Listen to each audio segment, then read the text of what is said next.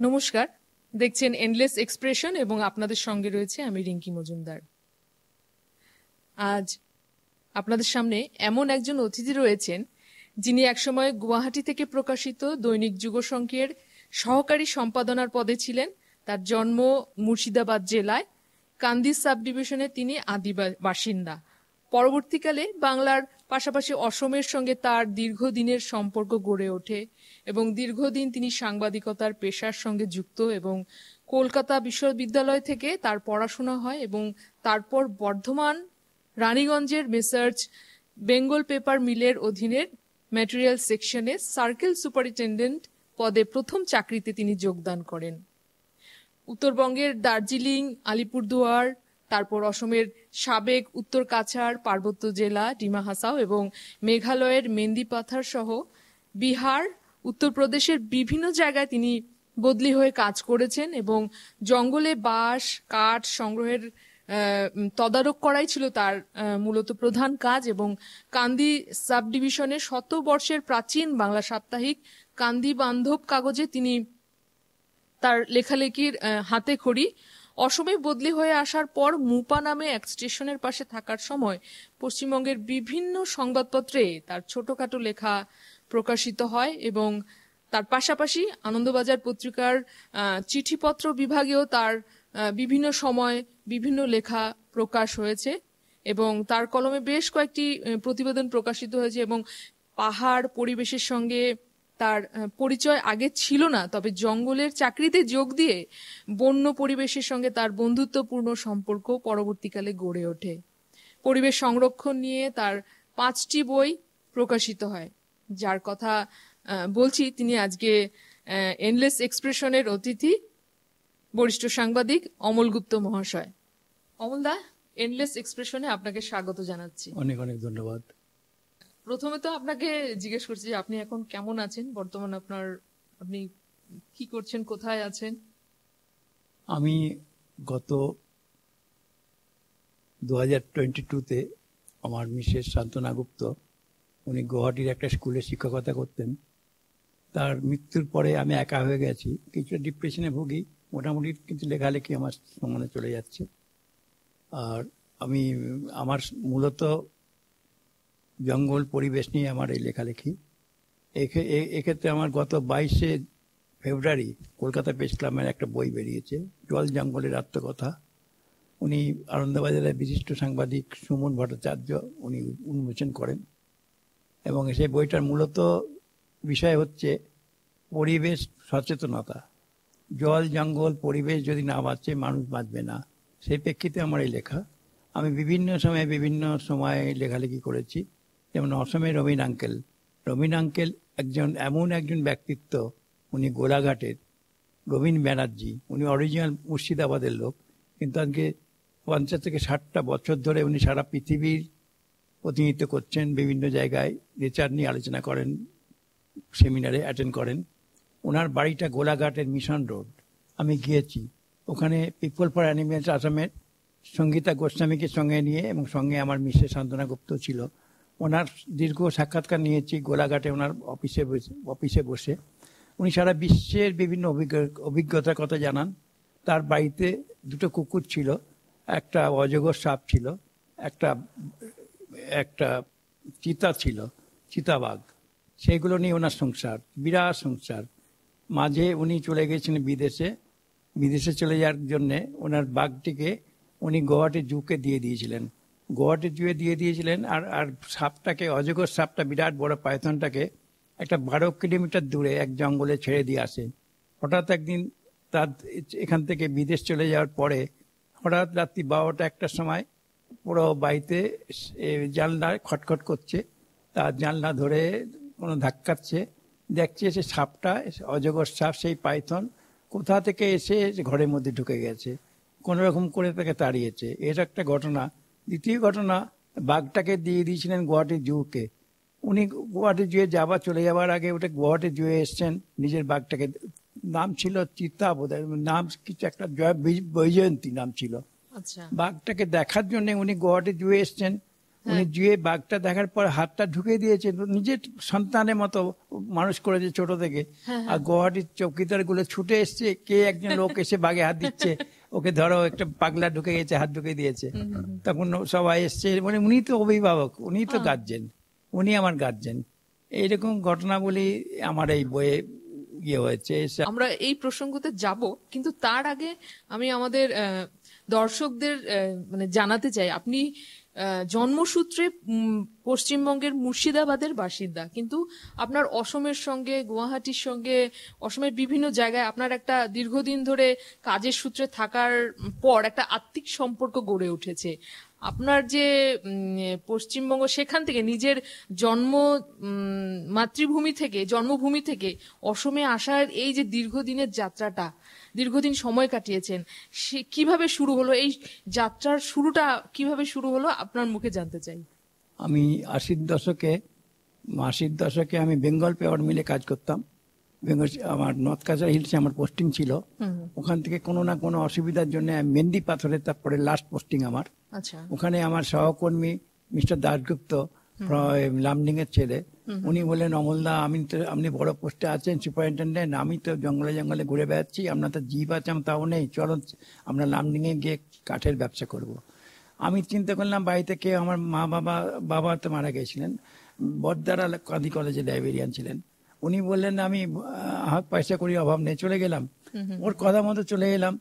George Michael নিস, আমাদের Australian বস হচ্ছে আমার বস, জর্জ মাইকেল নিসকে বললাম আমি রিজাইন করতে চাই। তো why you leaving the job, you have a dignity, you have a qualification, why you leaving the job, what do you want, nothing, just give me a jeep, হয় give me জিপটা দেন, জিপটা নিয়ে আমি চলে যাব, ব্যাক করবো লামডিংয়ে। সে আমাকে ইচ্ছার বিরুদ্ধে আমাকে একটা জিপ দিল, জিপটা নিয়ে লামডিংয়ে এলাম। ওখান থেকে আমার ওখানে লামডিংয়ের ছোট্ট শহরে, রেলওয়ে শহরে, রেগুলার বন্ধু বান্ধবদের মধ্যে হঠাৎ দেখা গেল, এক পরিচয় হলো আমার সঙ্গে, অর্ধেন্দু কুমার দে, লামডিং মেডিকেল কলেজের ডাক্তার। উনি বললেন, অমল, তোমার তো এখানে চলে না। আমি শুরু করলাম ঐক্যতানের সম্পাদনা শুরু করলাম। সম্পাদনা করতে সেখানে ছিল স্বপন দাস, তারপরে আর হিমাদ্রি সরকার, জয়শ্রী আচার্যরা, কাকা মন্টুলাল আচার্য, সবাই মিলে ঐক্যতান শুরু করলাম। সাপ্তাহিক ঐক্যতান, খুব কঠিন কাজ। আমরা 3 মাস 4 মাস ওখানেই আমার প্রফুল্লমানদের সঙ্গে 1984-এ ইন্টারভিউ নিয়েছিলাম মুরাঝাড়ে, মনে আছে এখনো। সেই ঐক্যতান্তে বেশি দিন চালাতে পারলাম না। আমার সেই সংগ্রাম শুরু হলো লামডিং থেকে। আমার তো কোনো পয়সা করি নেই, আমি 2 টাকা দিয়ে একটা ক্যান্টিনে খেতাম, সেটা তো পেট ভরতো না। আমি অর্ধেন্দু দিয়ে এগুলো আমাকে ফলো করতো। অর্ধেন্দু কুমার দিয়ে আমার ভালো বন্ধু ছিল। উনি বললো, অমল চল, আমার একটা বন্ধু আছে, চল আমি তোমাকে নিয়ে যাই গুয়াহাটি। এত বড় শহর কোনদিন আসেনি, ওনার সঙ্গে এলাম। সেই গুয়াহাটি শহরে এলাম। গুয়াহাটি শহরে এসে আমাকে গাড়িটা যাচ্ছে বেরুবাড়িতে। বেরুবাড়ি চিনি না, ওখানে একটা ঝুপড়ি, বিরাট বড়, একদম আক্ষরিক করতেই ঝুপড়ি, টিন আর চালার ঘর বা বাঁশের বেড়ার ঘর। সেখানে একটা সুন্দর ভদ্রলোক, গোলগাল চেহারা, বসে আছে, গালগুলো লাল হয়ে আছে, বসে আছে। তো অর্ধেন্দুদের পরিচয় বললো, উনি হচ্ছেন বিজয় কৃষ্ণনাথ। বিজয় কৃষ্ণনাথ আমাকে দেখে সে বাঙাল ভাষাতে বলছেন, কই ঘর, কই বাড়ি তোমার? আমি বললাম, আমার মুর্শিদাবাদ। এখানে কি করো? আমরা কিছুই না, বেকার জীবন লাইভ করছি লামডিং এ। তুমি লেখাপড়া করো, রেগুলার পেপার পড়ি। আজকে পেপার পড়েছি। আজকে ইন্টারন্যাশনাল নিউজ জানো? আমি জানি। লিখতে পারবে বললে পারি। কি নিউজ আছে? কেনিয়াকে আমেরিকা অ্যাটাক করেছে, লিখতে পারবে তুমি? কলিং বেল টিপলো, একটা ভেতর থেকে জুবড়ি থেকে একটা লোক এসে একটা কাগজ দিল।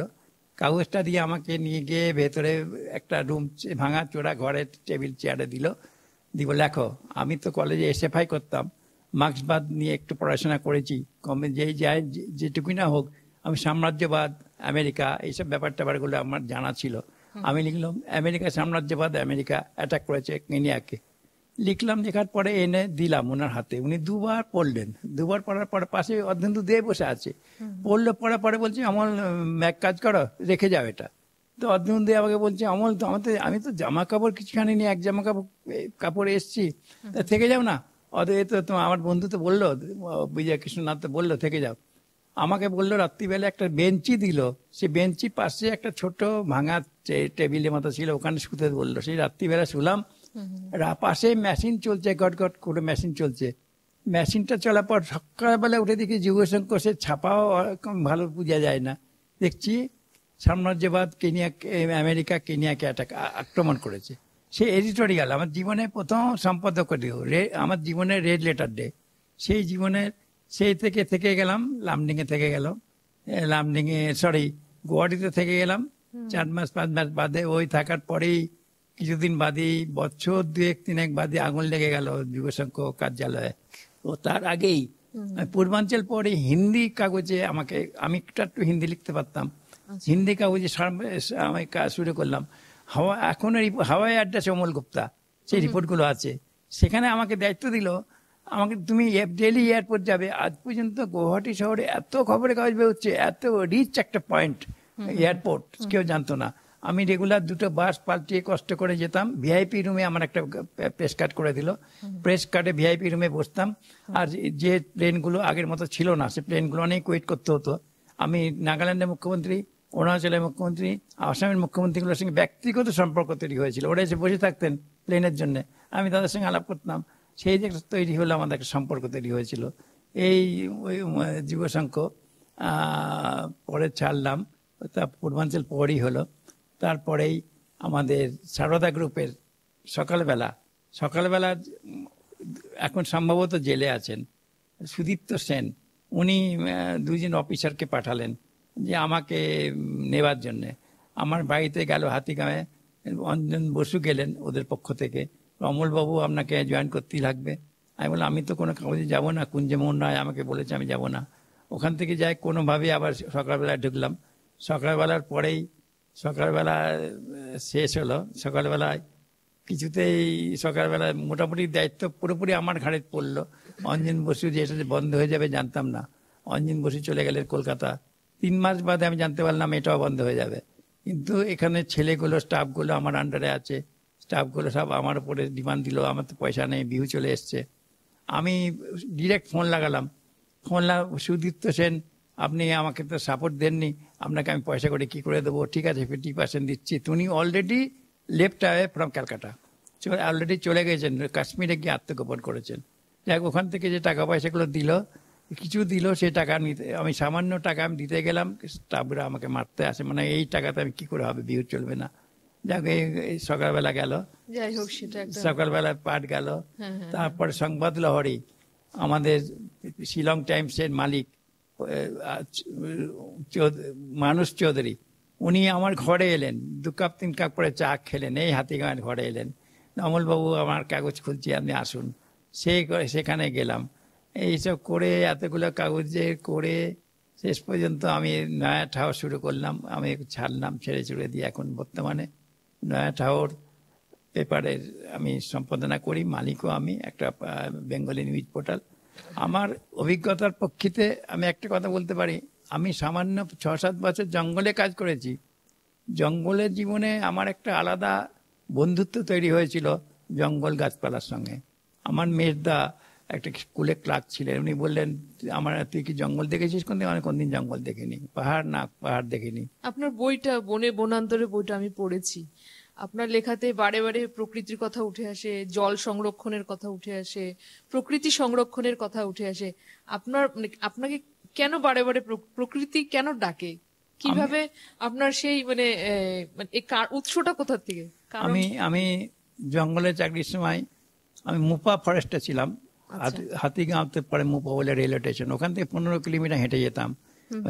জি করে পাতাগুলো পড়ছে, পুরো শব্দ, বিচিত্র একটা বাঁশির শব্দ, জঙ্গলের মধ্যে যেত, একটা গাছ শিউরিতে হতো, ওপর থেকে হরিণ ছুটে যাচ্ছে, আমি কোনো জন্তু জানোয়ার ক্রস করছে, জঙ্গলের মধ্যে যেতে জঙ্গলের প্রতি আমার একটা মমত্ববোধ, আমার যে মমত্ববোধ, আমার যে ভালোবাসা, আমি কোনোদিন জঙ্গলের মধ্যে দাঁড়িয়ে জঙ্গলে ফরেস্টের এগেনস্টে, কিন্তু ফরেস্টের গাছের প্রতি আমার যেটা ভালোবাসা সেই তৈরি গ্রো করে। সেখানে একটা ছোট্ট ঘটনা আমাকে খুবই, আমি আবেগ তাড়িত হয়ে গেছিলাম। আমি রেগুলার দেখছি একটা ঝুপড়ির মধ্যে কতগুলো বাচ্চা ছেলে 4 বছর 5 বছরের বাচ্চা, ল্যাংটা ল্যাংটা ছেলে, হাফ ল্যাংটা হাফ ন্যাকেট, কারো গেঞ্জি আছে, কারো জামা নেই, কারো গামছা পরে আছে। আমি জিজ্ঞেস করলাম, তো তো কোথায় যাস তোরা? ছেলেগুলো বলছে আমরা ওইটা আমার স্কুল। কই স্কুল? তাই ঝুপড়ি একটা ভাঙাচোরা, বেঞ্চিতে জায়গাটা বসে। কোথায়? মুপা থেকে 15 কিলোমিটার দূরে, মুপা রেলওয়ে স্টেশন থেকে 15 কিলোমিটার দূরে, বাংলায় দিশা। আচ্ছা। জঙ্গলের মধ্যে একদিকে ঝর্ণা, সে যে একদিকে ঝর্ণার পাশে স্কুল। আমি একদিন খবর নিলাম ব্যাপারটা কি। ওই ছেলেটা, আমি স্কুল বসেছে, কোনো একদিনের ঘটনা। আমাকে আমাকে আজও সারা জীবন মনে থাকবে। কোনো একদিনের ঘটনা, স্কুল টিচার সুনন্দা থাউসেন, সে আসতো শিলিগুড়ি শিলচর থেকে আসতো, একদিন শিক্ষকতা করতেন, সপ্তাহে একদিন আসতেন। এসে ওখানে অ্যাটেন্ডেন্স চলছে, অ্যাটেন্ডেন্সে একজন করে অ্যাটেন্ডেন্স দিচ্ছে। ইয়েস স্যার, ওদের কাছারি ল্যাঙ্গুয়েজে যা বলে, ইয়েস স্যার উপস্থিত বলছে। পেছনের একটা বেঞ্চিতে একটা ছোট্ট ছেলে, একটা হাফ ন্যাকের ছেলে, একটা নাক দিয়ে ফোঁটা পড়ছে, কেমন হাফ প্যান্ট পরে, সে কিছুতে উঠে দাঁড়ালো না। তো ওরা বলছে, মাস্টার জিজ্ঞেস করছে, শিক্ষিকা জিজ্ঞেস করছে তোমার কি হয়েছে, বলে না, কোনো কিছু জবাব দেয় না। তারপরে তোমার টিফিন হয়ে গেল, টিফিন হওয়ারেও সে চুপ করে আছে। টিফিন হওয়ার পরে আবার ওকে জিজ্ঞেস করলো তোমার কি হয়েছে, বলে না। তো মায়ের জন্য মন খারাপ করছে, তখনই কাঁদতে শুরু করলো ছেলেটা। কারণ বলে আমাকে একটা ছুটি দাও। কোথায় যাবি তুই? আমার ওই যে ঝর্ণার ধারে ওই ঘরটায়, মামার বাড়িতে মানুষ, ওইখানে আমি একটা গাছ লাগিয়েছিলাম, গাছটা কে বা কারা কেটে ফেলেছে, রাত্রে আমি স্বপ্ন দেখেছি, তুমি আমাকে ছুটি দাও। ও সেই কথাটা শুনে আমাদের শিলিগুড়ি শিলচরের এক শিক্ষিত শিক্ষিকা, উনি অবাক হয়ে গেলেন। বা একটা বাচ্চা, অশিক্ষিত একটা গেও বাচ্চা, একটা জঙ্গলি বাচ্চার মুখে এই ধরনের গাছের কথা শুনে বলে কোথায় যাবি? আমিই যাব। পুরো টিম, পুরো স্কুলের ছাত্র পুরো পাহাড় গড়িয়ে যাচ্ছে। একটা পাহাড়ে কিছুটা দূরে, একটা পাহাড়ে গেছে তার মামার বাড়ি, ঝর্ণার ধারে একটা গাছ পিস পিস করে কাটা পড়ে আছে। সেই গাছটা দেখে কান্না শুরু করলো। সেই গাছ, আমি একটা গাছ লাগিয়েছিলাম, আমার বোনের নাম ছিল। আমার মনে হচ্ছে কে বা কারা কেটে ফেলেছে গাছটাকে, সেই স্বপ্ন দেখে, তার জন্য আমি ছুটি দাও। এই কথা, এটা লেখাটা আমি লিখলাম, সুন্দর করে লিখলাম। লেখার পরে আমি দেবদূত ঘোষ ঠাকুর, আনন্দবাজারের তখনকার প্রতিনিধি, উনি এটা বাংলা করলেন। টাইমস অফ ইন্ডিয়ার আশিস বিশ্বাস ইংরেজি করলেন। আমি হিতেশ্বর সাইকের কাছে গেলাম, স্যার আমার একটা আর্জি আছে। কি আর্জি তুমি বলো? আমার সঙ্গে বাংলায় কথাবার্তা বলতেন হিতেশ্বর সাইকিয়া। দিলাম, ও দেখলো, দেখে বলছে কি চাও তুমি? আমি তো ডকুমেন্ট করতে চাই। কত? আমাকে টাকা দেন, আমাকে কত টাকা লাগবে? আপাতত 10 দেন, আপাতত 8-10 দেন। সঙ্গে সঙ্গে ফাইন্যান্স ডিপার্টমেন্টকে ফোন নিল, 7 লাখ টুপি অমল গুপ্তকে দেওয়ার জন্য, ডকুমেন্ট করার জন্য দেওয়া হলো। সেই টাকা আমি ফাইন্যান্স ডিপার্টমেন্টে দিলাম, ওর সবাই খুশি হয়ে গেল, তুমি তো এত টাকা পাচ্ছ, এত লাখ টাকা ডকুমেন্টই হবে। আমি ওই যে শিক্ষিকার একটা চরিত্র কাছারি মেয়েকে ঠিক করে রেখেছিলাম, বাচ্চা মেয়ে ছেলেগুলোকে তো পেতামই। তারপরে উনি আমেরিকায় গিয়ে মারা গেলেন, আর হলো না। আমার এই আজও পড়ে আছে। এই ধরনের কিছু ঘটনা বলি, আমাকে খুবই করেছে, আফসোস করেছি। আমাকে জীবনের পাথেও বলতে পারো। আমি সাংবাদিক জীবনে যেটা কিছু ঘটনা, আমি আজকে সাংবাদিক জীবনে অনেক কিছু ঘটনা ঘটেছে আমার জীবনে।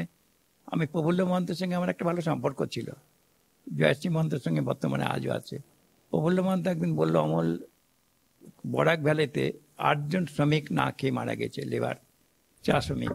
তুমি এক কাজ করো, একটা টিম নিয়ে তুমি সাংবাদিক তুমি যাও। আমি একটা টিম তৈরি করলাম।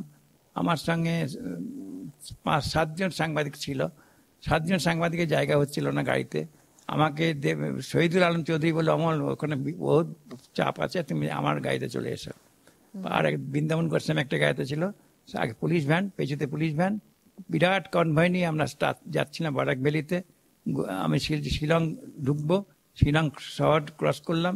ক্রস করে একটা বাঁ দিকের একটা বাঁকে দেখতে পাচ্ছি আমাদের কনভয়ের প্রথম গাড়ি নিচে নেমে যাচ্ছে।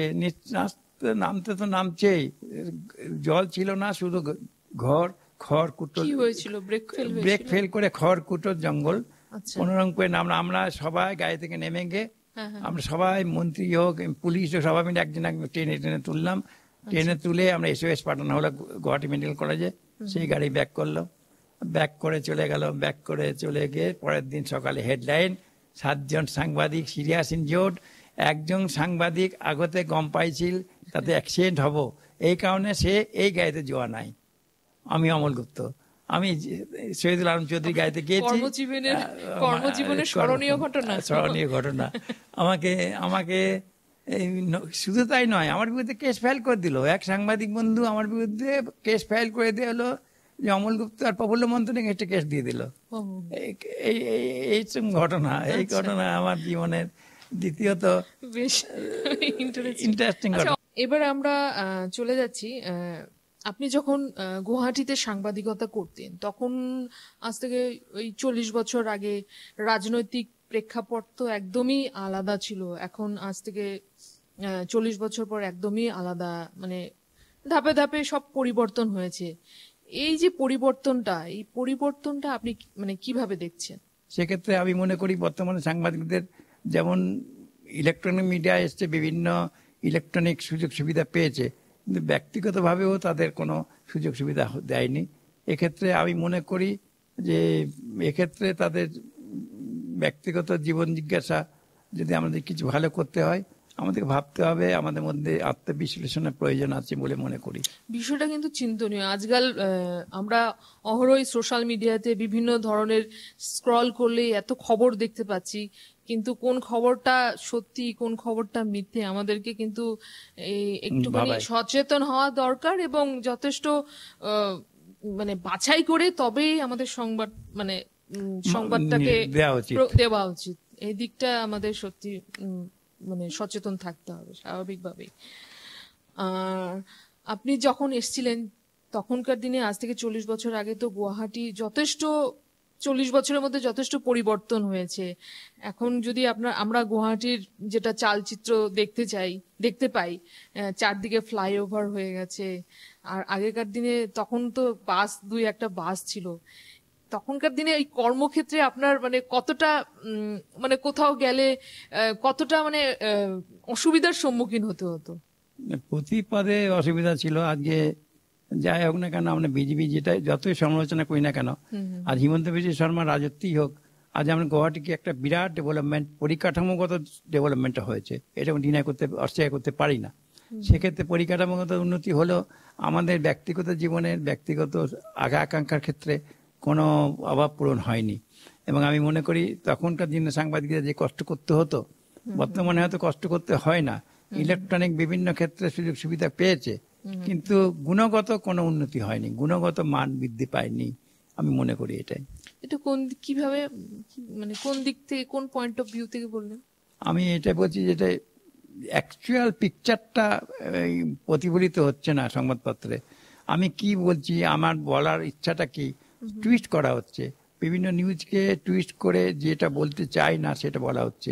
এই জাতীয় কিছু আমার যেটা কমপ্লেন পাই, যা বলছেন নেতা মন্ত্রী সেটা ঠিক কথা বলছেন না, বলছে মুখ দিয়ে বাহ্যিক নিজস্ব প্রচারের সাথে করছে, মাধ্যমটাকে ব্যবহার করছে, এটাই আমি মনে করি অ্যাকচুয়াল হচ্ছে না ঠিক মতো। আজকে আমাদের আলোচনায় এই একটা বিষয় না ওঠালে নয়। দিন কয়েক আগে আমরা দেখলাম যে এখন যেটা জ্বলন্ত সমস্যা, পশ্চিমবঙ্গে এতগুলো প্রায় 26,000 শিক্ষকের চাকরি গেল, সেখানে দুর্নীতি হয়েছে শিক্ষা নিয়োগ ক্ষেত্রে, সেখানে যোগ্য এবং অযোগ্য সব মিলে গেছে, আলাদা করতে না পারায় প্রায় 26,000 চাকরি বাতিল হলো। সেই ক্ষেত্রে শুধু 26,000 শিক্ষকের যে চাকরি গেছে তা তো নয়, তাদের সঙ্গে তো তাদের পরিবারও জড়িত রয়েছে। একজন পার হেড যদি আমরা 4 জন করে ধরি প্রতি পরিবারে, তাহলে তো সেই সংখ্যাটা দেখতে গেলে লক্ষ্য ছাড়িয়ে যায়। এই বিষয়টা মানে এর সমাধান সূত্রটা মানে ঠিক কোথায়? আপনি 24,752 জনের চাকরি গেল, 25,000 প্রায় 25,000, প্রায় 26,000, 25,752 জন, প্রায় 26,000 চাকরির মধ্যে চাকরিটা যেগুলো বিভিন্নভাবে অসুধ উপায় অবলম্বন করে চাকরিগুলো পেয়েছিল, 5 থেকে 5,500 চাকরি মধ্যে কোনো সততা ছিল না। অযোগ্যদের কারা ভরেছিল, কাদের দিয়েছিল, কারা দিয়েছিল, নেতা মন্ত্রীরা দিয়েছিল। কিসের বিনিময়ে? টাকার বিনিময়ে দিয়েছিল। সে তাদেরকে রাখতে গিয়ে, অযোগ্যদের রাখতে গিয়ে বাকি 24,000কে বলি দেওয়া হলো। 5,000 6,000 চাকরি ছাঁটাই হয়ে গেলে চলে গেলে অন্তত 24,000 চাকরি অন্তত ঠিক মতো পেত।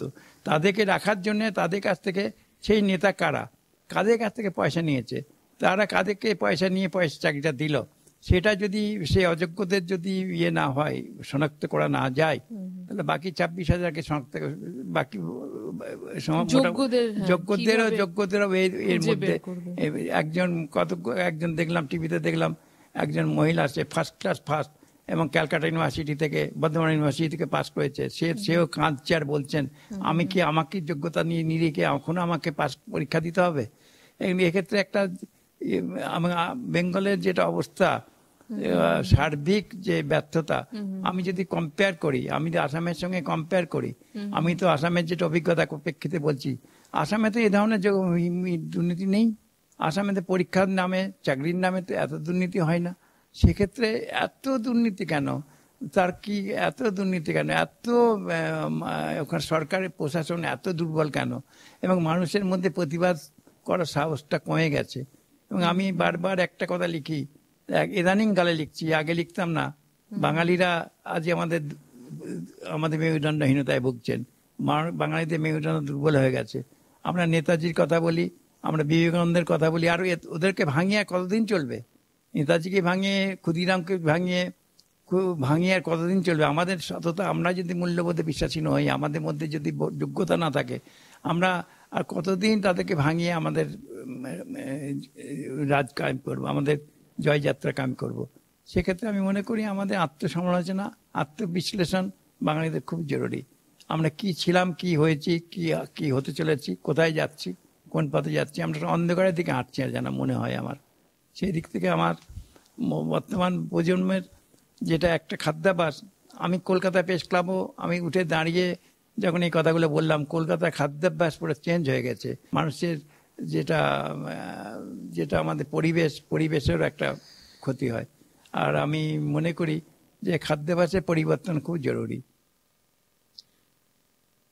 দর্শকরা, আজকে আমাদের পডকাস্টের আমরা শেষ পর্যায়ে চলে এসেছি, এবং আজকের যে আলোচনা আছে, আলোচনার মধ্যে আরেকটা বিষয় না ওঠালে নয়, সেটা হচ্ছে দিন কয়েক আগেই ওয়াকফ সংশোধনী বিল আইনে পরিণত হলো, এবং এই বিষয়টা নিয়ে অসমে তো প্রতিবাদ হচ্ছেই, এবং সারা দেশেই প্রতিবাদ হচ্ছে।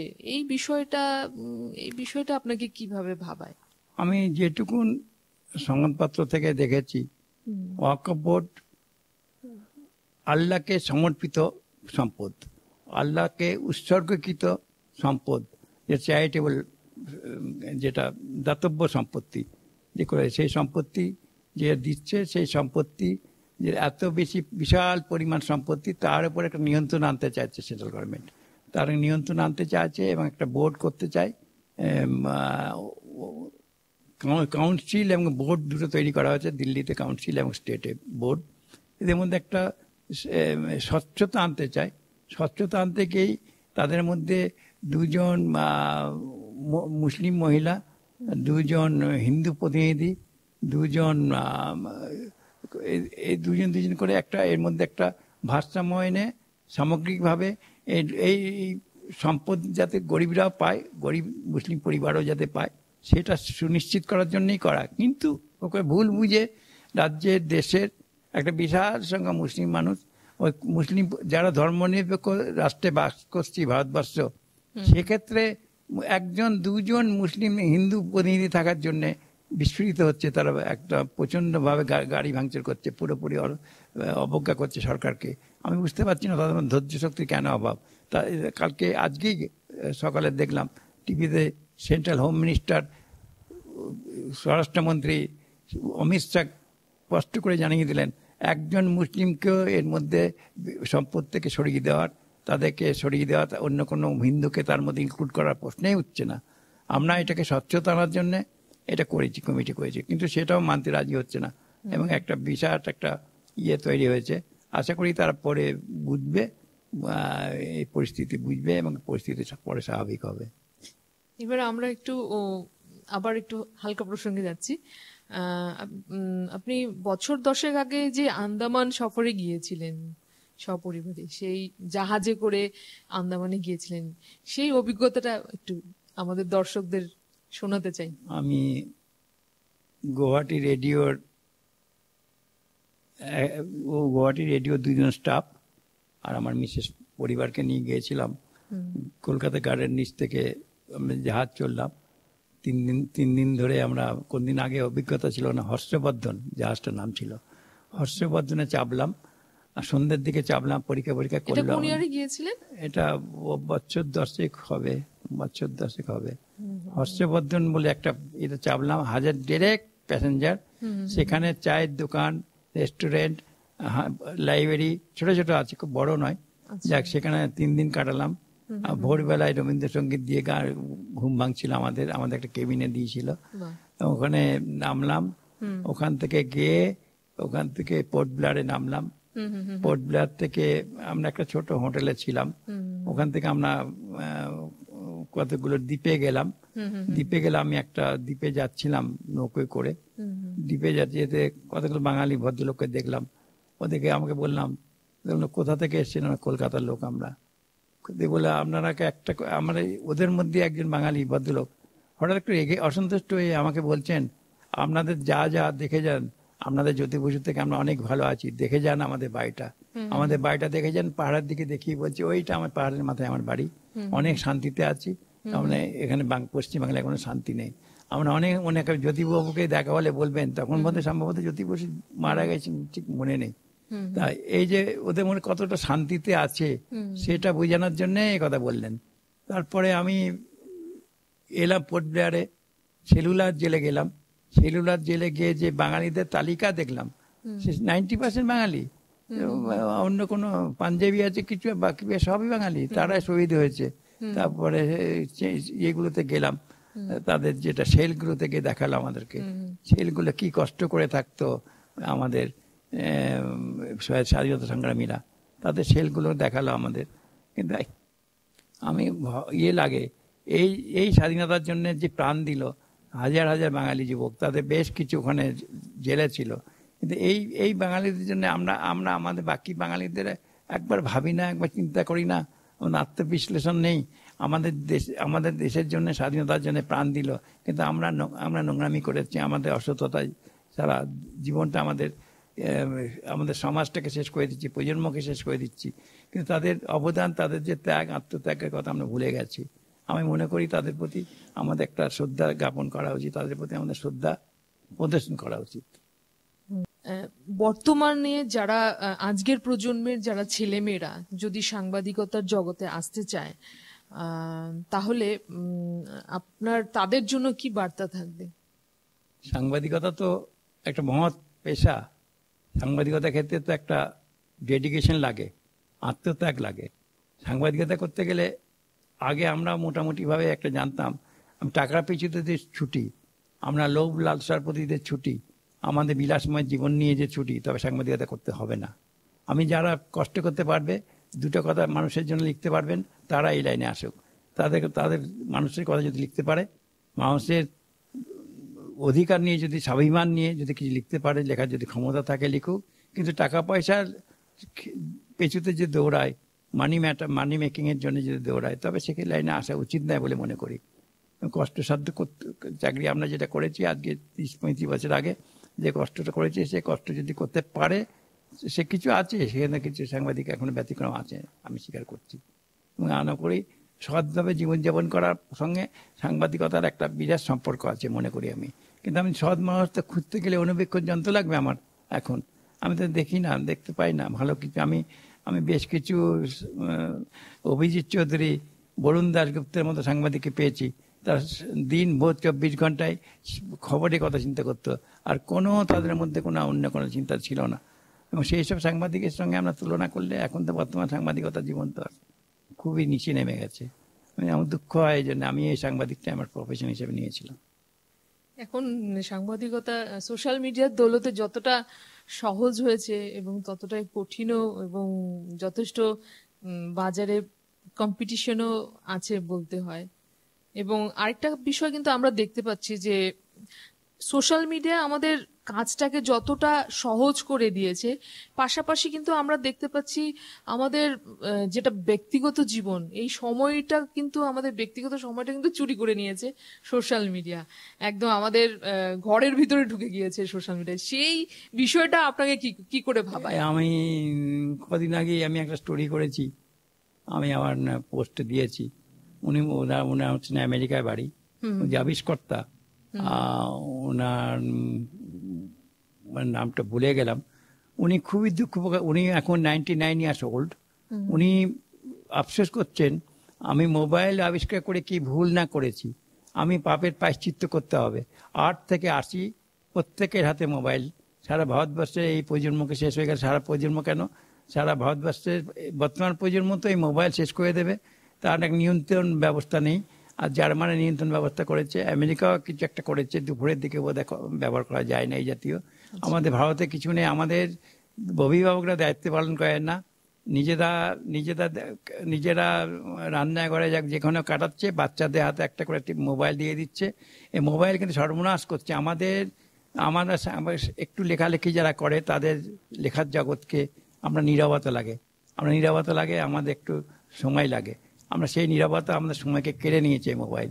রাত ভোর 24 ঘন্টায় আমাদের সামনে যদি এই ইলেকট্রনিক মিডিয়ার যে অত্যাচার, সেখান থেকে যদি মুক্ত না হই, আমরা বেশি দিন হবে না। আমার একটা লাইব্রেরি নেই, আমি অবাক লাগে। বর্তমান করোনার পর থেকে একটা লাইব্রেরি উঠে গেছে, আমাদের খবরের কাগজ পড়ে না, কেউ বইপত্র পড়ে না, কোনো সব মূর্খ একটা ইয়ে হয়ে গেছে। সব ক্ষেত্রে একটা অনাচার, একটা নৈরাজ্যের অভাব। এই যে আমরা কিন্তু দেখতে পাচ্ছি, এই যে নতুন প্রজন্ম, ওরা এত বেশি মোবাইল ইউজ করছে, এত বেশি সোশ্যাল মিডিয়ায় স্ক্রল করছে আর হেডফোন ইউজ করছে, তার জন্য তার একটা প্রভাব কিন্তু আমরা দেখতে পাচ্ছি।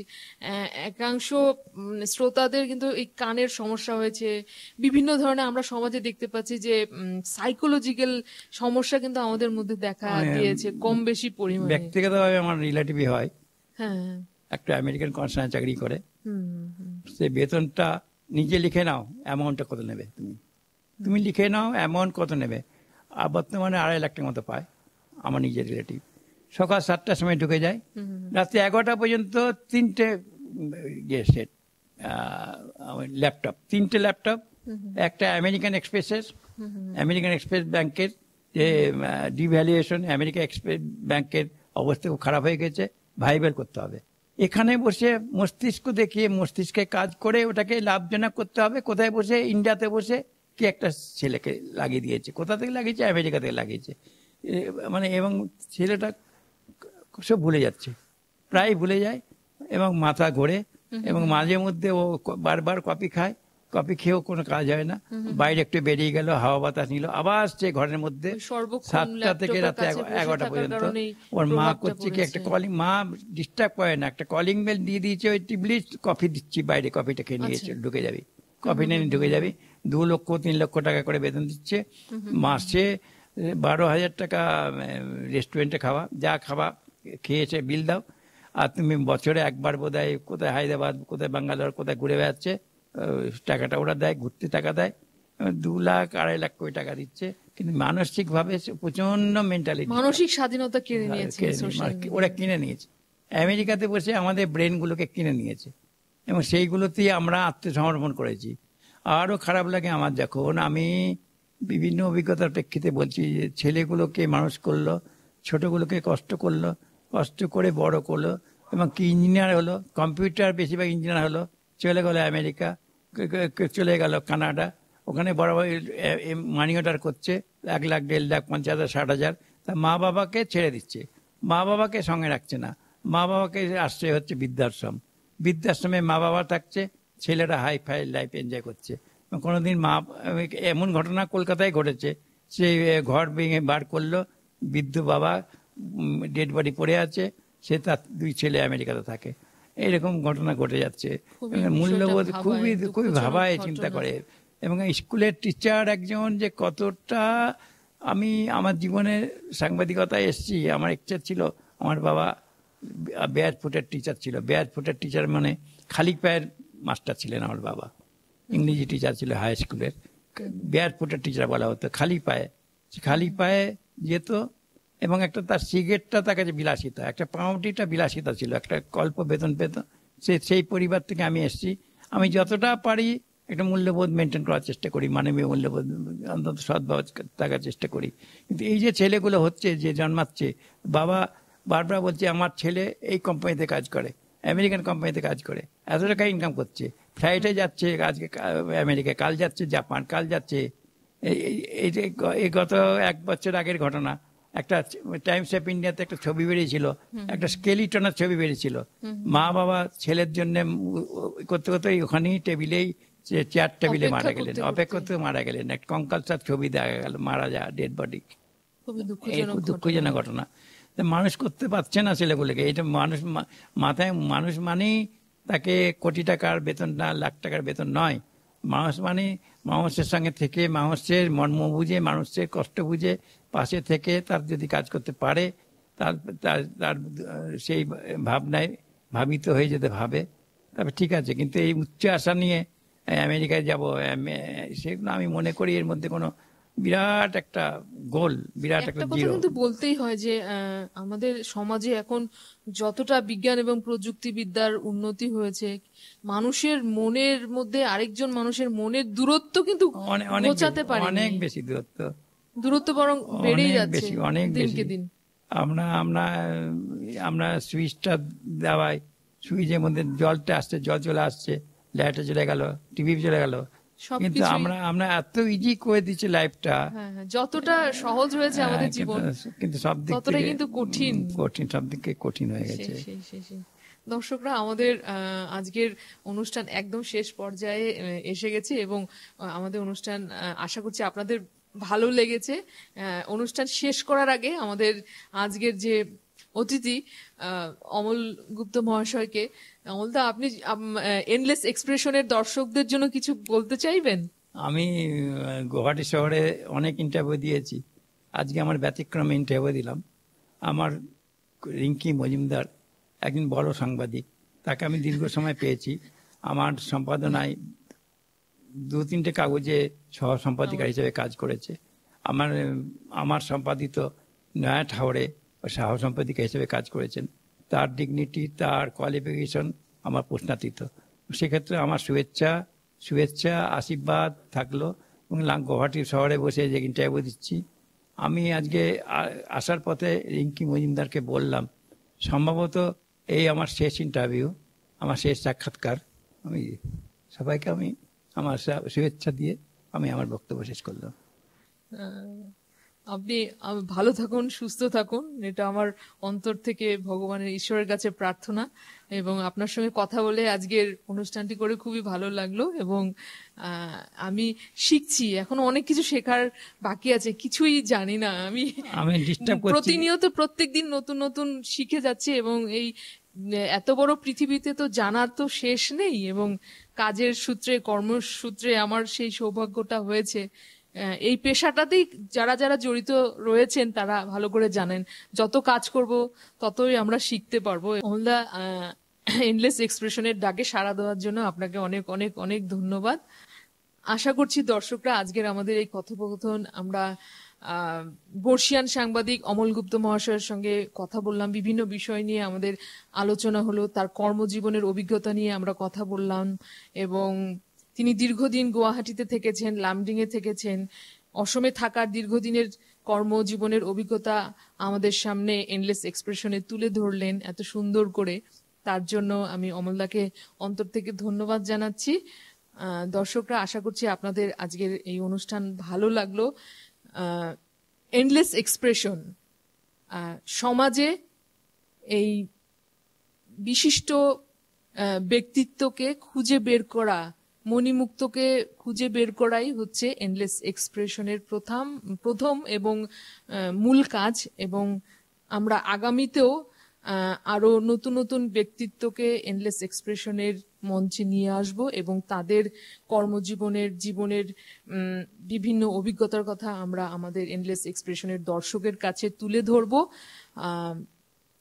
আশা করছি। এবং আপনারা অবশ্যই আমাদেরকে সহযোগিতা করবেন।